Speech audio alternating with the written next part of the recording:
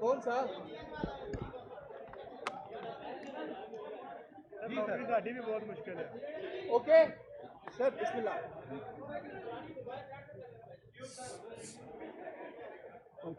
बिस्मिल्लाहिर्रहमानिर्रहीम। मैं ये समझता हूँ इस वक्त सुप्रीम कोर्ट एक दोराहे पर खड़ा हुआ है। सुप्रीम कोर्ट बहुत ज़रूरी है कि सुप्रीम कोर्ट अपना कॉन्फिडेंस और ट्रस्ट लोगों पर रेस्टोर करे। इस वक्त जो फैसले आ रहे हैं और जो सुप्रीम कोर्ट सुओ मोटो ले रही है और जो सुप्रीम कोर्ट में डिवीज़न नज़र आ रही है, इसको मद्देनज़र रखते हुए ये बहुत ज़रूरी है कि जितने भी सियासी फ़ैसले हैं वो सियासी फ़ैसले पार्लिमान में होने चाहिए, पार्लिमान से बाहर नहीं होनी चाहिए। यही जमहूरियत की रूह है। अगर सियासी फ़ैसले अदालतों में होने लग गए तो फिर पार्लिमान की ज़रूरत नहीं रहेगी। जब तक कि पार्लिमान है, जब तक जमहूरियत के लिए पार्लिमान बड़ी ज़रूरी है।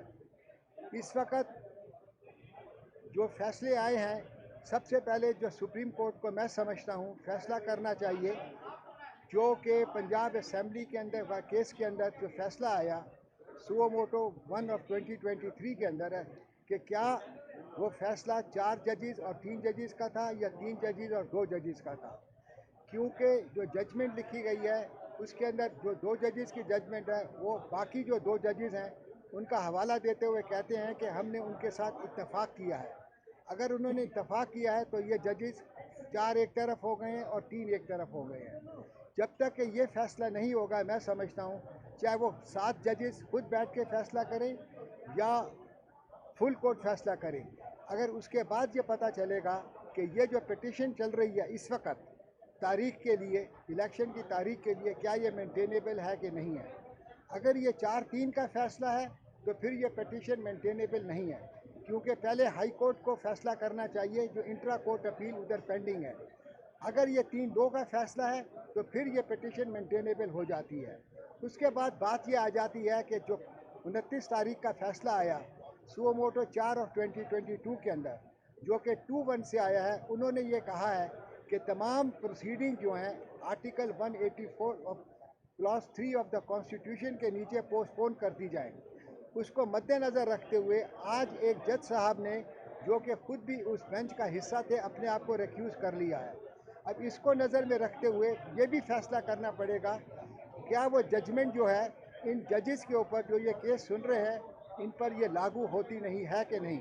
अगर ये लागू होती है, कि जो मैं समझता हूँ कि लागू होती है, तो फिर ये इस केस की सुनवाई नहीं हो सकती है जब तक कि इस केस को, इस ऑर्डर को, जो कि काजी फैज़ ईसा जज साहब और जस्टिस अमीनुद्दीन साहब का जो फ़ैसला है उसको सस्पेंड ना किया जाए या उसको सेट असाइड ना किया जाए।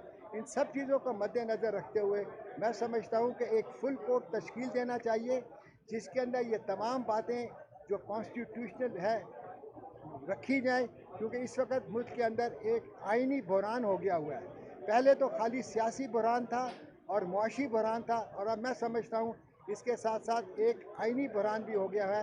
तमाम इंस्टीट्यूशन ऑफ पाकिस्तान जो है, चाहे वो जुडिशरी हो, चाहे वो ब्यूरोक्रेट्स हो, चाहे एग्जीक्यूटिव हो, चाहे पार्लिमान हो, वो इस वक्त एक उनके ऊपर एक सब के ऊपर एक सवालिया निशान बन गया है।